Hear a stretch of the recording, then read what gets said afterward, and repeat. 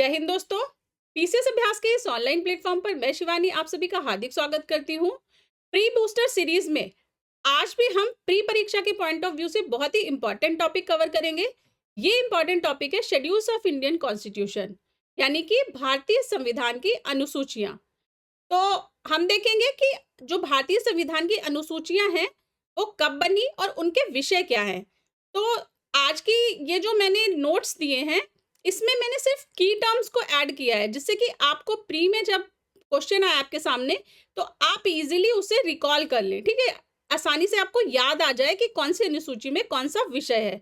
तो सिर्फ की पॉइंट्स है, पूरा स्टेटमेंट जो है अनुसूचियों का वो कुछ अलग है। लेकिन इस वीडियो को देखने के बाद श्योर शॉर्ट आप अनुसूचियों का क्वेश्चन गलत नहीं करेंगे। ठीक है, तो चलिए शुरू करते हैं। पहली अनुसूची है राज्य एवं संघ क्षेत्र। ठीक है, तो जब भी संविधान की बात होगी तो सर्वोपरि क्या आएगा? राज्य आएगा, स्टेट आएगा। ठीक है, तो पहली अनुसूची स्टेट से रिलेटेड हो गई। उसके बाद दूसरी अनुसूची है वो राष्ट्रपति और उच्च अधिकारियों के वेतन से संबंधित है।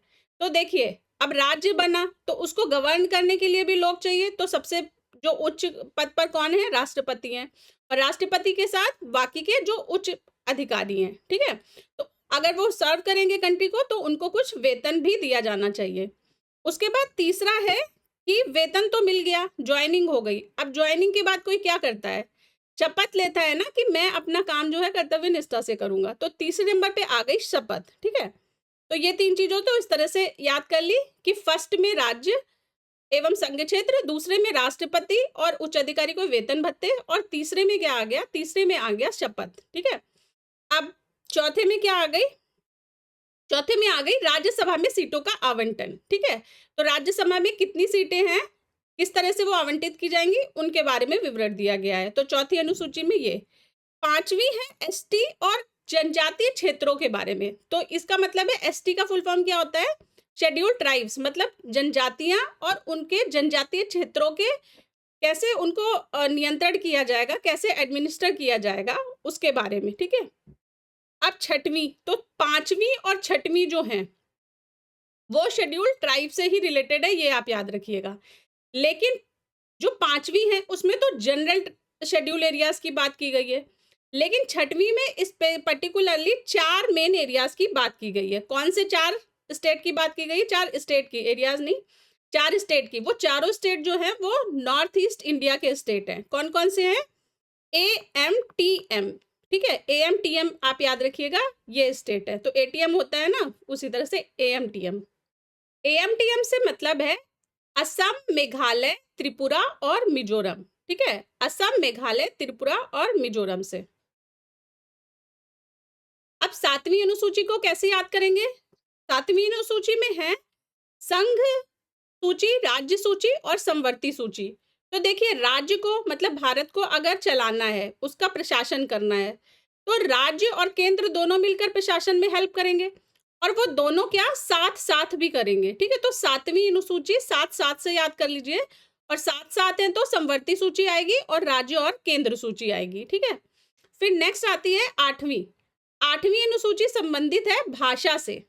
ठीक है, तो 8 को आप ऐट से याद कर लीजिए कि ऐट में लोग बात करते हैं, तो इस तरह से आठवीं जो है वो भाषा से, बातों से संबंधित हो गई। ठीक है, लैंग्वेजेस से। फिर नवीं अनुसूची आती है। नवीं अनुसूची किसमें बारे में है?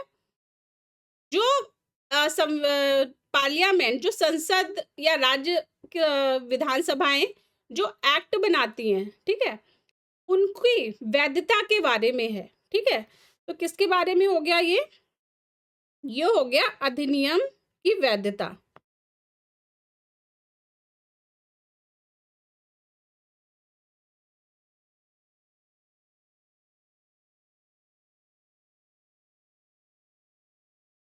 या इसको वैधता की जगह आप पुष्टि भी लिख सकते हैं। तो अधिनियम की पुष्टि से संबंधित है। ठीक है,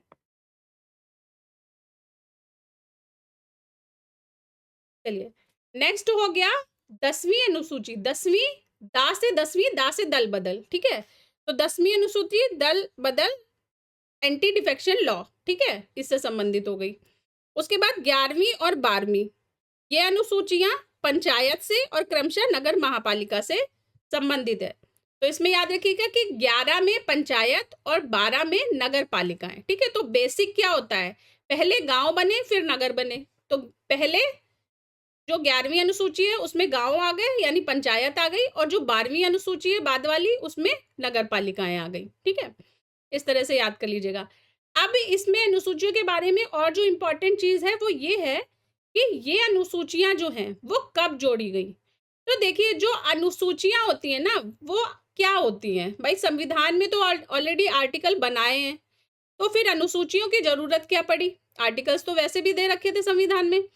तो अनुसूचियों को आप इस तरह से समझ सकते हैं कि जैसे कि कोई बुक है और उसमें हम एक पोस्ट इट लगा लेते हैं, तो ठीक है, तो जो इम्पोर्टेंट और उसके रिलेटेड डेटा होता है या और जो बुक के विषय से रिलेटेड जो विवरण होता है वो हम पोस्ट इट में लिख लेते हैं। ठीक है, तो आप एक तरह से इसे कोरिलेट कर सकते हैं पोस्ट इट से अनुसूचियों को। ठीक है, अब इम्पोर्टेंट जो पॉइंट है वो ये है कि कौन सी अनुसूची कब जोड़ी गई।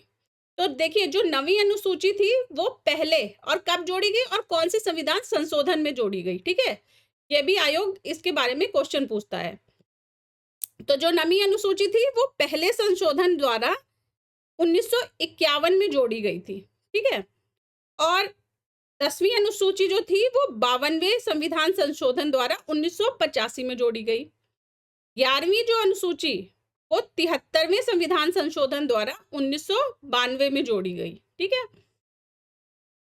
जो 12वीं अनुसूची वो 74वें संविधान संशोधन द्वारा 1992 में। ठीक है, तो 11-12 पंचायत और नगर पालिकाएं एक साथ 73वें और 74वें संशोधन द्वारा, और दोनों कौन से साल में, 1992 में। ठीक है, बहुत इंपॉर्टेंट है ये। तो इसमें से जो बहुत इंपॉर्टेंट वाले हैं वो मैं बता देती हूँ। एक तो 9वीं आपको बहुत अच्छे से याद करनी है, और 11-12। ठीक है, ये इनका डिटेल भी ऊपर का कि इनके विषय क्या है। वैसे तो सारी अनुसूचियां इंपॉर्टेंट है, तो सारी आपको लर्न करनी है। मैच द फॉलोइंग में भी पूछ लेते हैं या और किसी तरह से भी क्वेश्चन इसके बारे में बन सकता है। तो ये तो हो गई।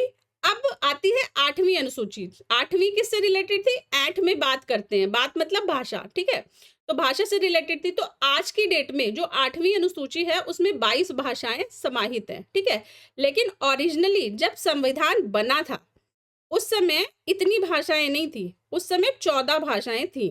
ठीक है, उसके बाद में क्या होता है कि जब भाई संविधान बन गया, अब कई भाषाएं थी जिनको इंक्लूड नहीं किया गया, तो उन्होंने मांग उठाई कि हमारी भाषाएं भी संविधान की अनुसूची में ऐड होनी चाहिए, जिससे उसको रिकॉग्निशन मिले। ठीक है, पहचान मिले।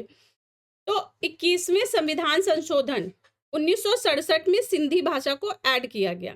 ठीक है, 71वें संविधान संशोधन द्वारा 1992 में नमक को ऐड किया गया। ठीक है, नमक का मतलब नेपाली, मणिपुरी और कोंकणी को। ठीक है, तो ये 3 भाषाएं यहाँ पे ऐड हो गई, नेपाली, मणिपुरी और कोंकणी। ठीक है, 3 भाषाएं यहाँ पे ऐड हो गई। उसके बाद लेटेस्ट जो संविधान संशोधन है जिसमें भाषाएं जोड़ी गई वो है 92nd। ठीक है, 92वां 2003 में जो हुआ उसमें बदमाश को जोड़ा गया, BDMS। कौन कौन सी, बोडो, डोगरी, मैथिली, संथाली। ठीक है, तो कौन सी 4 भाषाएं जोड़ी गई हैं लास्ट में, बोडो, डोगरी, मैथिली और संथाली। ठीक है, ये 4 भाषाएं जोड़ी गई। चलिए, आज की वीडियो को मैं यही खत्म करती हूँ। अगर वीडियो पसंद आया हो तो लाइक करें, कमेंट करें, शेयर करें और पीसीएस अभ्यास को सब्सक्राइब जरूर कर लें। जय हिंद।